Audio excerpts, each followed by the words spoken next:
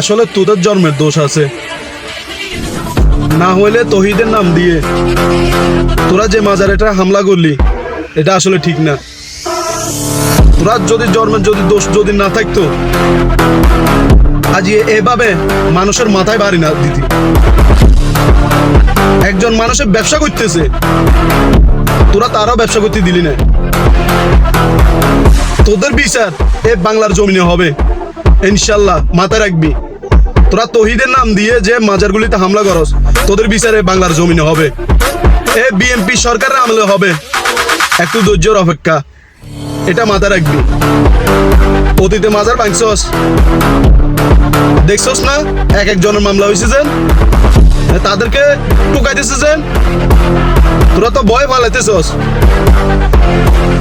এগুলো সব CC footage আছে, ভিডিও ফুটেজ আছে, এগুলো দেখিয়ে তোদেরকে শনাক্ত করবে, এটা মাথায় রাখবি। একজন আল্লাহর ওলির মাজারে যে তোরা কিভাবে হামলা করস তহিদের নাম দিয়ে, এটাই বাংলার মুসলিমেরা জানে। আর চিন্তা করি দেখ, তোরা যদি ক্ষমতায় যাইতি আজ দেশের কি হাল অবস্থা হইতো, একবার মাথা গেলে দেখ। সেজন্য তো আজকে ক্ষমতা যাইতে পারস না। অতীত জীবন, সারা জীবন অতীতে কিয়ামতের আগ পর্যন্ত ক্ষমতা দেখতি না,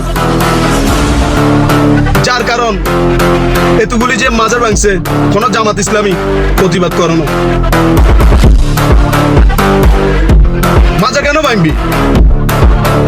মাজারে কি অশ্লীলতা হর, গাঁজা মদ খা? তোরা গাঁজা মদ যারা খা তাদেরকে ধরে পুলিশের কাছে হস্তান্তর করে দিবি। তোরা এভাবে কি কেন হামলা করলি,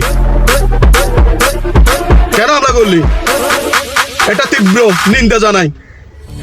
মাননীয় প্রধানমন্ত্রী তারেক রহমানকে বলতেছি, আপনি যদি আমার ভিডিওটি পান, যারা এই মাজারের সাথে হামলা করছে এই ভিডিও ফুটেজগুলি দেখে আপনি তাদেরকে গ্রেফতার করার জন্য অনুমতি দেন।